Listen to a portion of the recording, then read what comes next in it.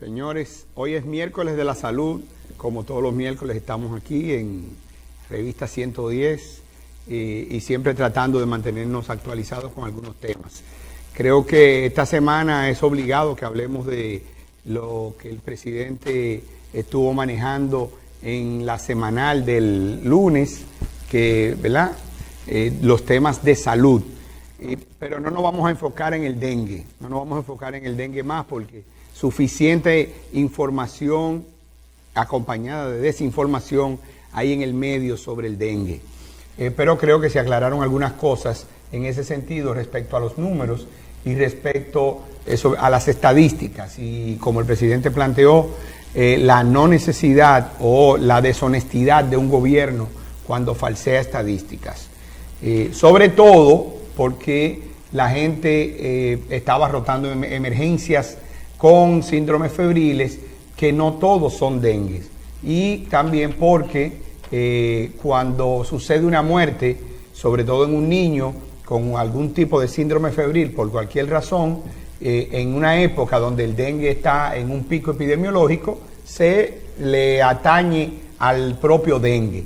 Pero lo que determina, al igual que sucedió con el COVID, que la muerte es relacionada al dengue, es la última prueba que se hace después en la investigación en la cadena epidemiológica que hace el ministerio.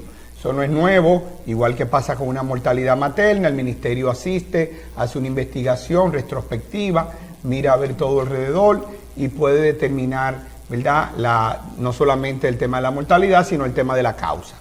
Pero ahí están las estadísticas, ahí están los números. El dengue dejó un anuncio con ese sentido. Tú sabes, ¿no? Usted sabe, doctor, que hablando del tema de la semanal, yo estuve presente y me llamó muchísimo la atención que la gente, usted habla de las cifras y con el tema del dengue. Señores, oigan bien, de 100 personas que se le hace un análisis, que estén positivos, 16 son los que tienen dengue. Así es. Oye bien, todo lo otro, ahí mencionaron nombres de enfermedades Febriles. Que yo no había escuchado. Sí, ese es el tema. Y el rino, qué sé yo, qué virus. El virus sincitial respiratorio. Sí, pero parece que estamos viendo muchas cosas que no son dengue. Tenemos influenza, tenemos virus sincitial respiratorio, tenemos gripe común, tenemos dengue. Pueden algunas regiones seguir, ¿verdad? Continúan, porque también en algunas regiones paludismo, aunque en menos proporción, etcétera, etcétera. O sea que hay usted muchas sabe enfermedades. un dato que con esto concluyo esa parte. Doctor, la importancia de la vacuna. Vi que el presidente anunció que el país adquirió 450,000 vacunas contra la influenza. Sí. Esa es una vacuna que hay que ponérsela todos los años. Y que solo se han puesto 150,000 o 180,000. Señores, móntese en su carro, vaya a su médico, sobre todo usted tiene más de 50, 55 años, y póngase su vacuna todos los años, que es gratis. Sí, porque lo importante también, Michelle, es saber que la vacuna... Señores, eso salva vidas. La vacuna de la influenza se utiliza sobre todo para personas con cierto nivel de riesgo.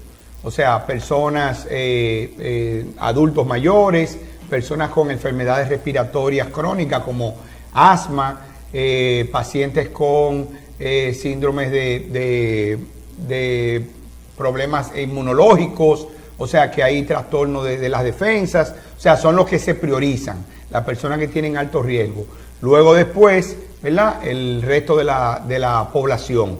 O sea, ningún país vacuna al 100% de sus personas, de su población, todos los años sobre la influenza.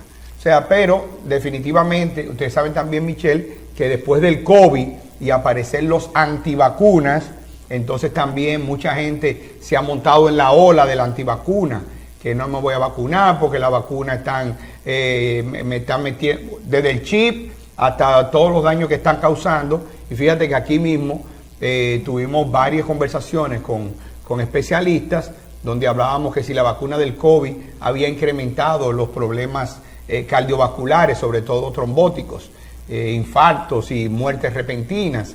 Y no, todavía a la fecha no se ha demostrado eso. Pero concluyendo con el dengue, ¿verdad? Como se está haciendo prueba genómica, ya podemos determinar con certeza el que es un dengue y cuál es el serotipo de los 4 serotipos que circulan regularmente. En este año el serotipo 2 es el que está en pico y en mayor afectando a mayor cantidad de la población, que no es, como decía el ministro, solamente en República Dominicana, sino que ese mismo serotipo es el que se transmite en todas las Américas. Porque recuerden, usted viene de viajar por Brasil, por Colombia, Venezuela, Nicaragua, cualquier país de eso donde hay dengue también, viene ya incubando la enfermedad, llegó al país, lo picó una mosquita, la mosquita fue y picó a otro, y entonces ese mismo serotipo es el que se transmite. Cerrado eso, quizá un poco ver hacia dónde el presidente enfocó los logros que su gobierno está teniendo en salud. Sabemos que ahora, entrando en los afanes de campaña, se trata de minimizar el trabajo que se hizo con el COVID y por el cual el país fue reconocido por la Organización Mundial de la Salud, que el propio presidente asistió a Ginebra a recibir ese reconocimiento por el manejo que tuvimos con el dengue. O sea, el manejo efectivo y financieramente arriesgado que tomó el gobierno cuando salió a buscar vacunas sin importar el precio, y fue de los primeros países que compró vacunas, al punto que hubo vacunas que no nos las despacharon. O sea, compramos vacunas de RNA que no nos despacharon a tiempo porque había una alta demanda, y recuerden que los países grandes acapararon las vacunas porque llegaron a comprar hasta 6 veces la necesidad que tenían de vacunas. Oigan esto, hasta 6 meses. Era tanto el temor con el tema de esta epidemia que prefirieron en amenaza a lo que era el resto de la población mundial, a acaparar las vacunas y tenerlas ahí guardadas. Países con 4, 5 y hasta 6 veces la cantidad de vacunas que estaban proyectadas que se iban a poner. Y lo mismo podría estar pasando. O sea, ahí no hay ningún tipo de... Eso no aguanta análisis desde el punto de vista negativo. República Dominicana es un caso de éxito. El ministerio está concluyendo ahora algo que le pidió la Organización Panamericana de la Salud, y es la elaboración de un libro donde hable de todas las acciones para poder dejar eso recogido para la historia, de todas las acciones que tomó el país, que hizo el país para poder controlar la pandemia y poder nosotros a tiempo haber abierto las fronteras, abrirnos al turismo y aún así no haber vuelto a tener ningún tipo de pico. El COVID sí existe, se habló, todas las autoridades mundiales hablaron de que iba a permanecer, iba a estar siempre ahí, iba a empezar a resurgir tal cual surge la influenza, o sea, de manera estacionaria o no, mutaciones del virus, y en algún momento podrá haber alguna cepa de ese virus que venga con mucho más virulencia, etcétera, etcétera, pero ya la población, como ha estado expuesta, ha generado las propias defensas. Porque recuérdense eso también, la vacuna no son la defensa, la vacuna lo que hacen es motorizar a que el organismo reconozca el virus, un agresor que no conocía, sepa con qué armas él me ataca y en base a eso yo prepare mi defensa. O sea, quien se cura a sí mismo, quien se protege a sí mismo es el organismo, tiene tanta sabiduría que lo puede hacer por sí mismo para todas las enfermedades. Lo que pasa es que en algunos momentos necesita algo que estimule su memoria porque no lo ha reconocido. Bueno, el presidente enfocó mucho los temas de cómo se está recomponiendo la red de servicios públicos del Servicio Nacional de Salud, o sea, de qué manera algunos servicios que están teniendo mucho impacto en el gasto de salud, sobre todo de las personas más necesitadas y que están teniendo que acudir o a centros privados o no tienen suficiente servicios de atención en todas las provincias y muchos de ellos son los servicios especializados y de alto costo. Una de las cosas que surge a propósito incluso del propio dengue es la carencia que tenemos en el país, que no es nueva, de camas de UCI neonatal o UCI pediátrica. O sea, unidad de cuidado intensivo pediátrico que no tenemos en el país lo suficiente, pero que también tenemos que entender, como él decía, y quizás en ese momento no manejo los números, señores, aquí hay 30 intensivistas pediátricos en el país. 30 intensivistas pediátricos. No dan ni a uno por provincia si acaso. Pero imagínate, la ciudad sanitaria, ahí, el Luis Aybar, el Morgan, el Hospital Nuevo, viene con más de 70 camas. Sí, pero de unidad de cuidado doctor, mire, pediátrico. hay unos datos que nosotros estamos manejando porque coincidencialmente el lunes, que fue la semanal, en la mañana nosotros tuvimos la oportunidad de entrevistar aquí al director del Servicio Nacional de Salud, Mario Lama. Y la cantidad de datos que uno tiene con el tamaño del sistema. Doctor, aquí hay 183 hospitales públicos, 183, pero aquí hay 1.500 centros de atención primaria. Póngale enfermera, médico. Nosotros le preguntamos al doctor cuánto es el personal del Sistema Nacional de Salud. Son 80.000 personas. Entre médico, enfermera, avionalista, 80.000. No, y ponle todo el personal de apoyo, porque a veces uno se enfoca perfecto, pero en el que te pone la mano como paciente. Doctor, si usted tiene en cada centro de atención primaria, que son 1.500, 2 vigilantes, 2 que limpian, 2 en la administración. Oye bien. 2 enfermeras. Pero todavía no te estoy hablando de empleados, de personal de salud. Yo calculo que un centro de atención primaria puede tener fácilmente 10 empleados por turno, si están abiertos. 10 empleados desde el punto de vista administrativo y operativo que no tenga que ver con 10 por 1.500. Claro, estamos hablando de 15.000 personas.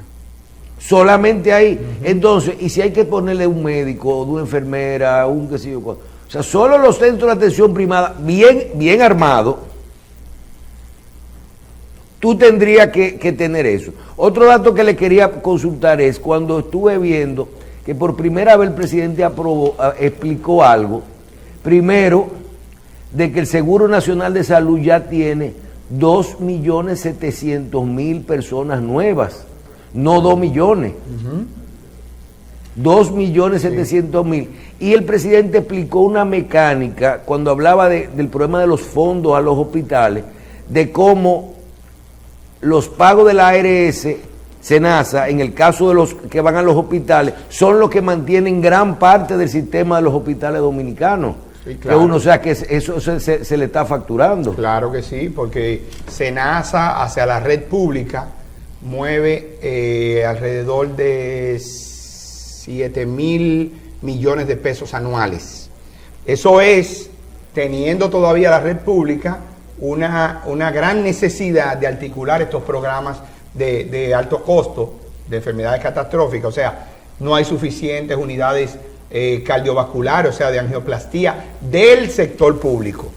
El país está prácticamente copado de la necesidad de esos centros, pero están todos en el privado, exceptuando Secanot, que ya no tiene una capacidad mayor para recibir más pacientes. O sea, pero Secanot, esos centros cogen seguro de cualquiera. Sí, pero independientemente de eso, todavía solamente recibiera los subsidiados y no tuviera la capacidad para atenderlos a todos.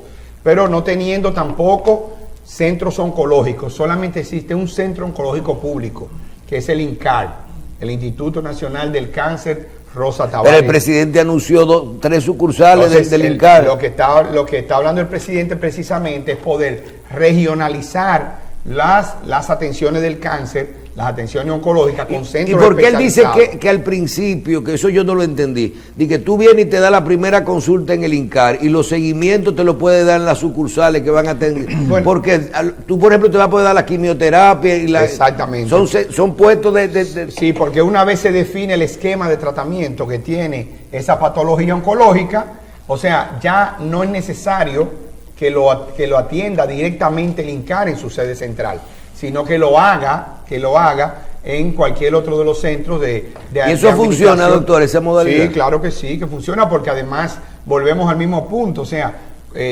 ¿cuántos oncólogos podemos mover regionalmente? Y déjame decirle que la oncología en este país es top of the line, o sea, es premium, o sea, desde el punto de vista de la calidad de los médicos y además de que los protocolos internacionales son muy estándares. O sea, no hay el protocolo europeo de tal cosa, el protocolo americano, el protocolo canadiense, el protocolo australiano. No, son muy estándares, muy estandarizados, porque todos alimentan similares bases de datos que son las que permiten hacer los estudios de efectividad de los medicamentos y de eficiencia. O sea, está hablando también de temas de salas de diálisis, que no hay suficientes en el sector público tampoco. Entonces, esos son recursos que los mismos subsidiados están recibiendo en los hospitales, en los centros privados. En los centros privados, bueno, al punto de que lo ha anunciado SENASA, el 72% de su gasto de los subsidiados se ha ido a la red privada, porque estos tipos de servicios no están disponibles ahí. El doctor Jacín en otras ocasiones ha hablado de ese tema y ha explicado el porqué. Está hablando de hospitales traumatológicos, con los que yo estoy de acuerdo parcialmente. Porque es cierto, ya tenemos que atender a todos los que se accidentan y somos el país número 2 de accidentes en el mundo. ¿Usted está de acuerdo con hospitales generales? Los hospitales generales perfectamente pueden tener las unidades traumatológicas bien desarrolladas, que creo que es lo que al final de cuentas se va a terminar articulando. No hacer otro Darío, otro Juan Bosch, otro Ney Arias en cada lugar, sino hacer una parte de ese hospital ahí dentro. Lo que va a pasar en el Taiwán, lo que tiene que pasar en el este, en algunos de los hospitales para detener, porque el traslado de los pacientes desde el interior. Señores, todavía en este país, una gente tiene un accidente en Pedernales y lo está llevan para pensando en el Darío. No, está pensando en el Darío. No. Y tiene un accidente en Higüey, está pensando en el Darío Contreras. O sea, todavía en el imaginario de la gente hay que trasladarlo. Y entonces muchas veces esos accidentados graves entonces no reciben la atención en esa hora dorada, que es la primera hora de un evento de este tipo, como pasa con los cardiovasculares. Pero a lo que me refería cuando hablo de parcialmente es porque nosotros tenemos que establecer una gran política de prevención de accidentes de tránsito, que no sea solamente una campaña educativa. Tiene que comenzar con una campaña educativa acompañada de una campaña de reorganización del tráfico. Nosotros tenemos que enlentecer el tráfico en la República Dominicana. Fíjense, una cosa es manejar de manera ágil, que el tráfico fluya, y otra cosa es que el tráfico vaya rápido. No sé, el que ha ido a Nueva York en los últimos tiempos sabe lo que significa manejar en Nueva York ahora mismo. Usted no cruza 2 semáforos corridos. No importa que usted se desespere. Ahora, también usted no tiene calle de 3 carriles más. Es probable que ahí haya un carril exclusivo para los autobuses, un carril en el medio para el parqueo y un solo carril para pasar. O sea que al final no hay cómo estar haciendo lo que nosotros hacemos aquí, porque recuérdense que el dominicano nunca es segundo. El dominicano o es primero o no es nadie. Y es por eso que usted ve el desorden grave que hay en el tráfico. Y eso te pasa. Cuando te pasa en la ciudad, probablemente esos tipos de accidentes lleven mucho de daño al vehículo. Pero cuando te pasa en la carretera, a 100, 120, 130, que usted ve una gente manejando, haciendo trenza de cabello, ¿verdad? O sea, que van todo el tiempo cambiándose de carril. De manera temeraria. 5 carriles de manera temeraria. como si no pasara nada y como si estuvieran manejando a 30 kilómetros por hora. Lo mismo que hacen en la ciudad, lo quieren hacer en la carretera, metérsele a dos carros que tienen uno de distancia por el medio, pero a 90 kilómetros por hora. O sea, nosotros tenemos que disminuir los accidentes y prevenir para que los accidentes que sucedan y que son inevitables no causen entonces la gravedad que están causando, por lo cual tenemos alta mortalidad en ese sentido.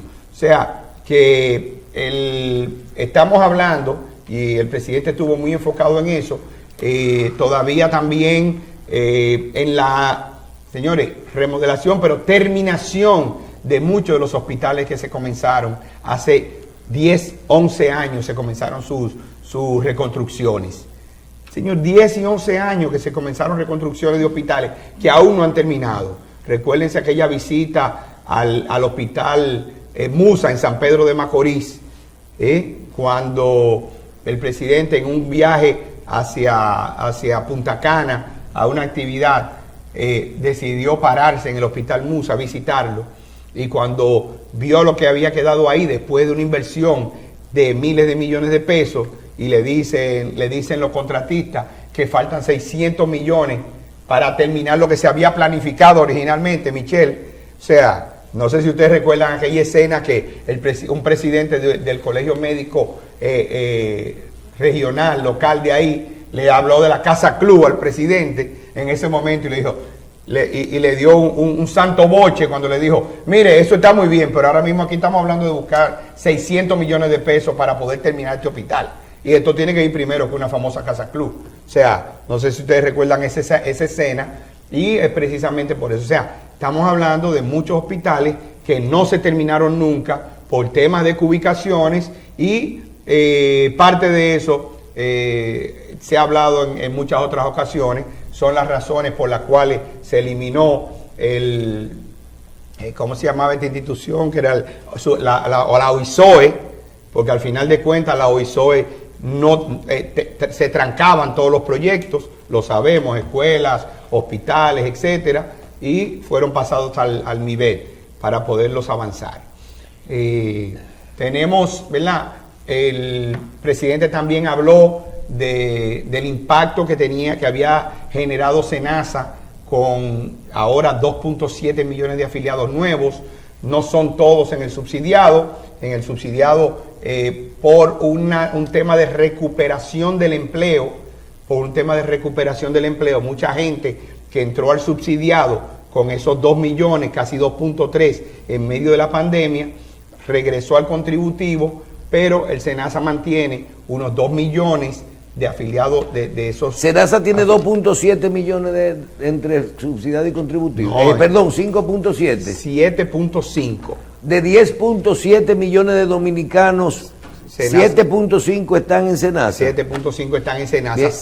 Doctor, cerca de 5.8 en el subsidiado y 1.6 en el contributivo. Bien, yo no sé cómo tal vez sería la forma correcta de que esto se plantee, pero el presidente reiteró el tema del incremento de 1 millón de pesos a 2 millones de pesos en las enfermedades catastróficas, en la cobertura anual que tiene un afiliado de cobertura. Yo quiero que usted explique, porque aquí la semana pasada tuvimos en el aire, inclusive llamó una persona con un tema de eso. ¿Qué es 1 millón de pesos en todas las ARS, incluyendo SENASA, lo que es la cobertura básica del millón? ¿Y en qué áreas es? Porque es que la gente cree que es en todo que hay 2 millones de pesos. ¿Qué son la importancia de esas 16 enfermedades catastróficas que te eleva 1 millón, pero en esas 16? Sí, bueno, es todavía mucho mejor. Primero es porque cuando se aprobó el Plan Básico de Salud, los procedimientos para patologías de alto costo, en enfermedades catastróficas, no tenían un tope. En aquella discusión que se dio entre el 2002 y el 2007, ¿verdad?, se modificó el plan y se inició con un plan transitorio, aquellos famosos planes pilotos que terminan siendo los planes definitivos, y se le llamó Plan de Servicio de Salud, o PDSS. Ese PDSS comenzó a tener una serie de limitaciones en muchas de las prestaciones, contrario a cómo estaba diseñado el catálogo del plan básico. Porque el catálogo del plan básico garantizaba su sostenibilidad financiera en base a que había una articulación de los niveles de atención. O sea, todo el mundo tenía que entrar a través de la atención primaria, primer nivel de atención, y de ahí es que venían los referimientos a los especialistas, excepto las emergencias, etcétera, etcétera. Cuando se aprueba el plan de servicio de salud en diciembre del 2006, en un acuerdo que hizo en aquel momento el presidente Fernández con los actores del sector privado de la seguridad social, se aprobó un plan de servicio de salud que fue con el que comenzamos en el 2007, 1 de septiembre del 2007. Y entonces en ese plan, las enfermedades del grupo de alto costo, de catastróficas, fueron disminuidas a 300,000 pesos. Meses después, el SENASA lo subió de manera voluntaria a 500,000 pesos. Y con el tiempo, el Consejo aprobó que todo el mundo tenía que cubrir 500,000 pesos. Luego, SENASA lo llevó al 1,000,000 de pesos y el sistema aprobó llevarlo a 1,000,000 de pesos. Se quedó en 1,000,000 de pesos. 1,000,000 de pesos que en el tiempo ha sido insuficiente para ese tipo de patología. Para el resto de todas las atenciones que tiene el plan básico de salud, aún en su versión PDSS, usted no tiene tope de cobertura. O sea, usted en una hospitalización no tiene un tope de 1,000,000 de pesos. Tiene más de ahí. O sea, en algún otro procedimiento. Pero en lo que son angioplastia, cirugía de corazón, cirugía de válvulas, diálisis, hemodiálisis, cirugía de catarata, ortopédicas, neurocirugía, unidad de cuidado intensivo adulto pediátrico, cáncer, etcétera, se quedó en 1,000,000 de pesos. SENASA lo que hizo fue... o sea que si no es de eso, tú no tienes 1,000,000, tú no tienes dos, además tienes uno. No, de lo otro tiene lo que necesites. Lo que pasa es que... ¿Y cuál es el 1,000,000 de pesos? El 1,000,000 de pesos es en ese tipo de procedimientos. En otra ARS. No, bueno, por eso estoy explicando. El sistema primero. El sistema es 1,000,000 de pesos. Esa es a lo que usted tiene derecho y con lo que SENASA está obligado. SENASA está obligado con 1,000,000 de pesos, no con 2. Ahora, como una política, a una solicitud del presidente, el SENASA hizo los análisis y buscó un mecanismo, un brazo financiero que lo apoyara con sus propios recursos, para redistribuir sus propios recursos y llevar este 1,000,000 hasta 2,000,000 de pesos en los casos en que haya una necesidad de que pase del 1,000,000 de pesos, que normalmente eso sucede en unidades de cuidado intensivo, politraumatizado grave, quemadura, el gran quemado o problemas cardíacos y cánceres mayormente, pero sobre todo 3 patologías que son las que se gastan el dinero ahí, que son la insuficiencia renal crónica, las enfermedades cardiovasculares y cánceres. Esas son las 3 que se llevan el gran mazo del dinero. Ahora, SENASA lo que ha hecho es que ha decidido cubrir hasta 2,000,000 de pesos para ese grupo de patologías. Pero usted sigue teniendo coberturas en todas las ARS de manera limitada ahí. Pero fíjense que el Consejo Nacional de la Seguridad Social aprobó una iniciativa donde los medicamentos oncológicos se llevaron a 2,000,000 de pesos para el tratamiento del cáncer. Ahora, las demás atenciones, radioterapia, una cirugía, pruebas diagnósticas, etcétera, se completan hasta 1,000,000 solamente. O sea, para un paciente que tiene cáncer. Y recuérdense que esta es una póliza que se renueva cada año que usted cumple en la Seguridad Social como afiliado.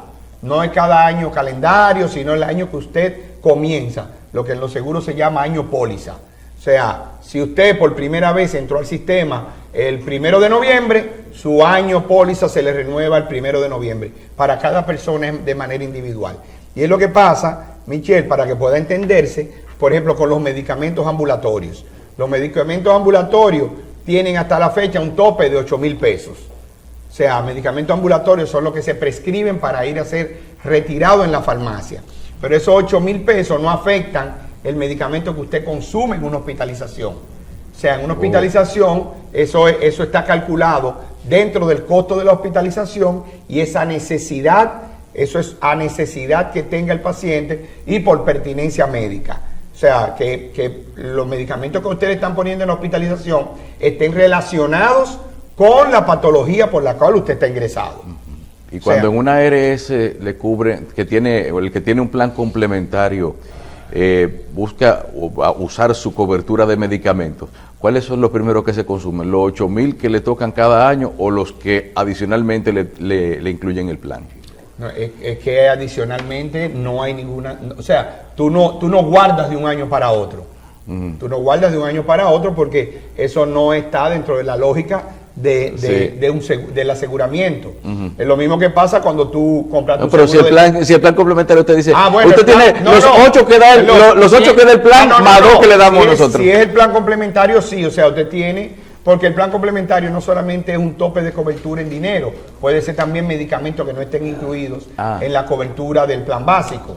O sea, ahí usted tiene, si usted tiene un plan que le cubre sobre los 8, 4,000, 7,000, 15,000 pesos más, entonces usted va a tener una cobertura total pero siempre, eso ya que tú preguntas, no es, yo se lo estoy cargando al plan básico o se lo estoy cargando al complementario, sino que las ARS envían todos los meses unos enlaces con lo que ellos le llaman esquemas, donde está el tema del consumo y simplemente se mira que a usted no le han negado servicios que tiene, pero no necesariamente está diciéndole, mira, le mandé tanto por aquí, tanto por allá, porque, como te estoy diciendo, si el consumo es de un medicamento cubierto en el plan básico, la ARS no te está dando complementariedad que no sea un tope mayor en el consumo. O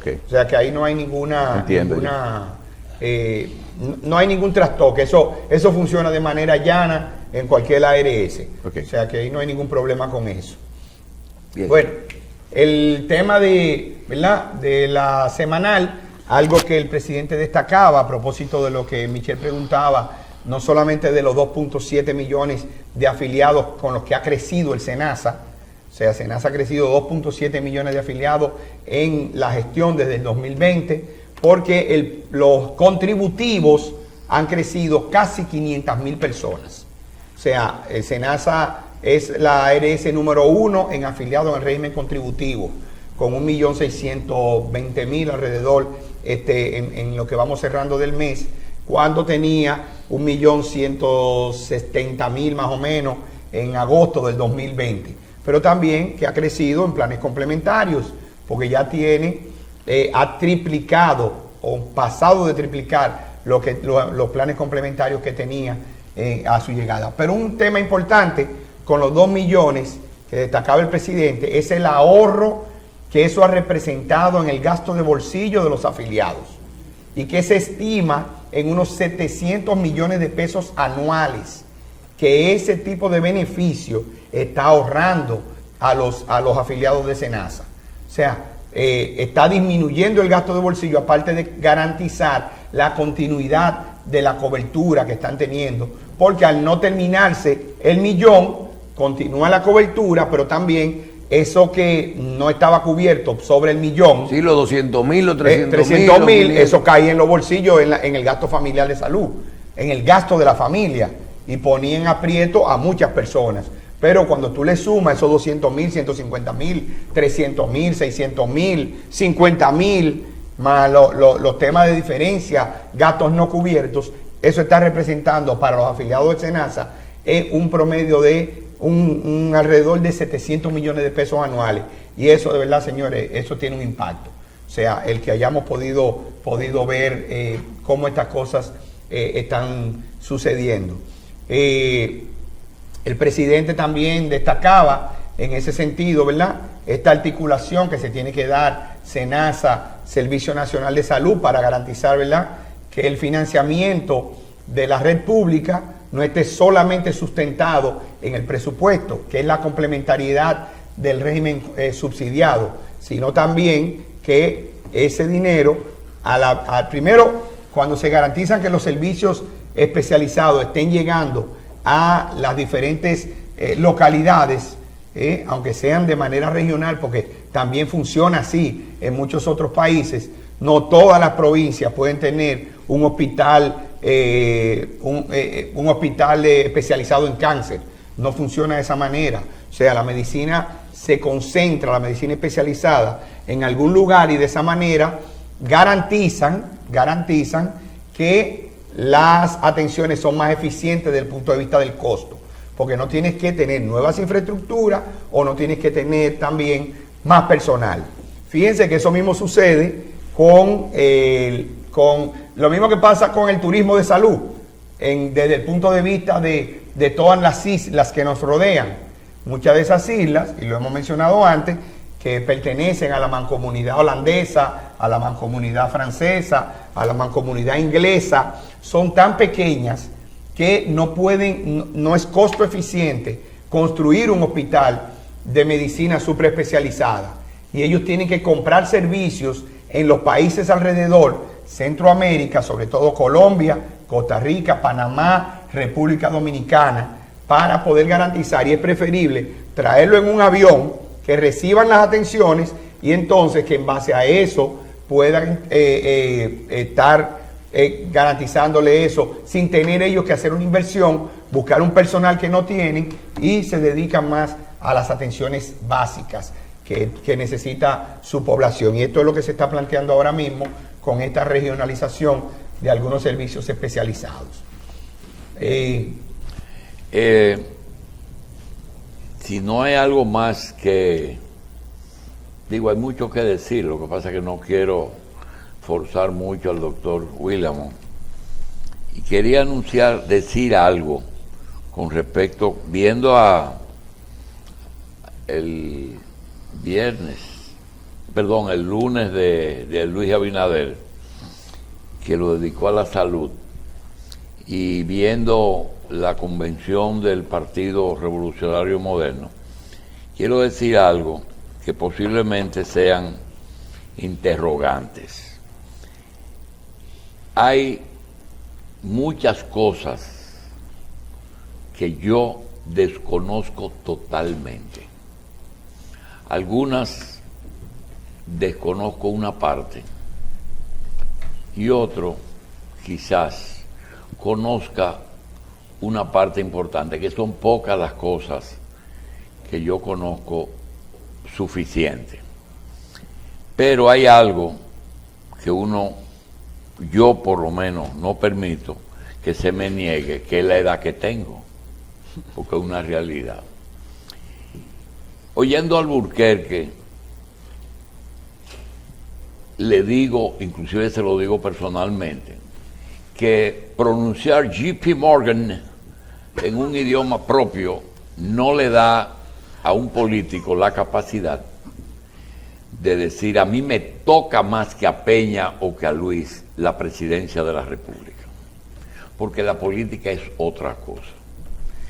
El hecho de haber sido presidente del Senado de la República antes de que el presidente Abinader soñara con ser presidente de la República tampoco le da ningún derecho.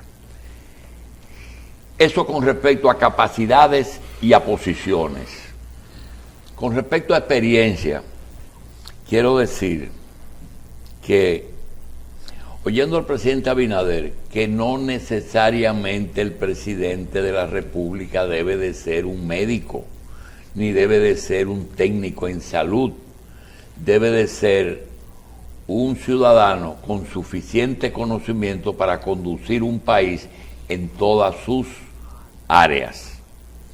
Y esas áreas, la importancia de poderla cubrir con eficiencia consiste en saber las posibilidades de resolver esos problemas. Por ejemplo, aquí hay áreas que no se van a resolver jamás, aquí y en el mundo, otras que uno se puede dar por satisfecho si se mejoran. Y el que no entiende eso, y el que no entienda eso, tendrá problemas, pero problemas lo tiene el que no lo va a entender. Por ejemplo, el problema haitiano, el problema de Medio Oriente y el problema de la salud nunca se podrá resolver completamente, porque son tantos los elementos que inciden en esos tres temas y son tan viejos que el tiempo nos ha dicho que no es posible resolverlos.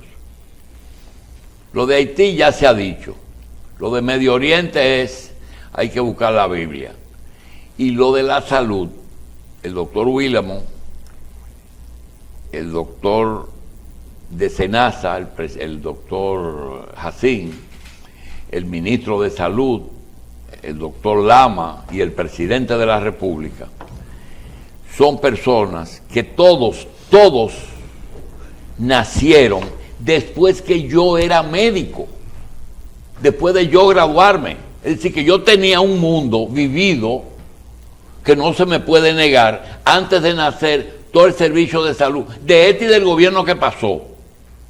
Porque con Danilo y con Leonel lo que me llevaban era que ya estaba en la universidad. Entonces esa experiencia me hace llegar a la conclusión de que la salud tiene tantos elementos que no se va a poder hacer un sistema de salud, porque los intereses y los negocios son tantos que ni siquiera se puede mencionar. ¿Cómo usted puede decir que para una compañía de seguro no es negocio cubrir una enfermedad de alto costo porque quiebra? Y que su negocio es que el paciente termine su problema muriéndose. Ese es el negocio de la enfermedad de alto costo, te guste o no oírlo. Pero no se puede decir porque es feo. No es negocio y tiene que asumirlo el Estado, porque si suman lo que cotiza esa persona durante los 12 meses y lo que va a consumir solamente de un producto, de uno solo, absorbe el doble o el triple de lo que él cotiza mensual. Y más nada, esa es una realidad. Después, el médico. Y el médico no es el que tiene vocación y el que tiene que sacrificar. No, el ciudadano que tiene los mismos, las mismas condiciones. A mí me lo enseñó un limpiabotas en un parque, en el cercado. ¿Y por qué tú le estás cobrando a ese médico, que es el médico sanitario de aquí? Dice, porque yo tengo que vivir. Yo tengo que vivir. Y todo el que se limpia el zapato aquí tiene que pagarme. Entonces ese médico tiene problemas, y tiene más problemas que todo el mundo. Y si tú dices que un médico dominicano no tiene posibilidades de comprar un consultorio o de comprar su casa, a menos que sea de una pequeña élite. Ayer mismo le dije yo a una doctora que me atiende, doctora, pero usted hizo el peor negocio del mundo, usted no se hizo intervencionista. Esa doctora tiene que ver como 20 o 25 pacientes en 3 sitios para poder ganarse el 10% de sus compañeros que se hicieron intervencionistas. Porque es una cardiólogo y los otros con un stent que pongan en un mes, ganan más que ella en 30 días. Entonces, esto es muy complejo, eso no se va a resolver. Y si nos vamos para la medicina, solamente de la farmacia en adelante, la gente piensa que la farmacia, ¿y la farmacia quién la suple? el laboratorio. ¿Y el laboratorio quién lo suple? El fabricante. ¿Y el fabricante qué es una licencia de investigación? ¿Y por qué los ricos invirtieron en vacunas? ¿Y por qué ahora mismo el Congreso americano dice que la vacuna no es vacuna, que es otra cosa? Yo no lo sé. Entonces, es un problema que no se resuelve y es un problema que uno tiene un derecho de por lo menos plantearlo. Y digo, cuando nacieron los señores que dirigen la salud, ya nosotros teníamos experiencia, cosas que hemos vivido. Cuando nosotros estábamos en el Hospital Gautier trabajando, usted sabe lo que había, que los doctores, los médicos y sus familiares que usted le mandaba a un colega no le cobraban. ¿A quién se le ocurre eso hoy día? No, hijo de médico. Hijo de médico. Le cobran. Y el laboratorio tú lo llamabas, mira, hay un médico que necesita tal producto. Te lo llevo, cogí el visitador y te lo... Eso se acabó, eso no existe. Ni tiempo para añoñar un paciente y oírle sus problemas. No. Ven, cualquiera que te venga con el problema, tú tienes seguro, sí, tú lo recibes, no. Ese es el problema. Entonces, tenemos que estar conscientes de que la salud no tiene precio, pero tiene un costo. Y es un problema económico y de intereses. Que nos quitemos el problema. Cuando te dicen a ti, Senasa es la mejor ARS. ¿Por qué? Porque tienen subsidiado. Le quitó a los hospitales públicos el problema de tener. Nosotros tenemos, por ahí debe haber todavía algún video de los 80, donde te dice que en el hospital Jaime Mota hay ratones.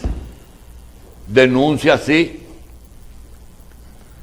Entonces, concluyendo, hay elementos que no se resuelven. La salud es una. Hay elementos que se pueden mejorar, como la educación y la justicia. Donde quiera que haya necesidad de vocación, de que el hombre tiene que tener predisposición para ejercer una profesión, un oficio, y no lo tiene, hay problemas. Pero ya eso se terminó, porque lo que hay es necesidad. No hay otra cosa. Queríamos decir que en esa base es que nosotros trabajamos todos los días. Puede que no coincidan. ¿Por qué?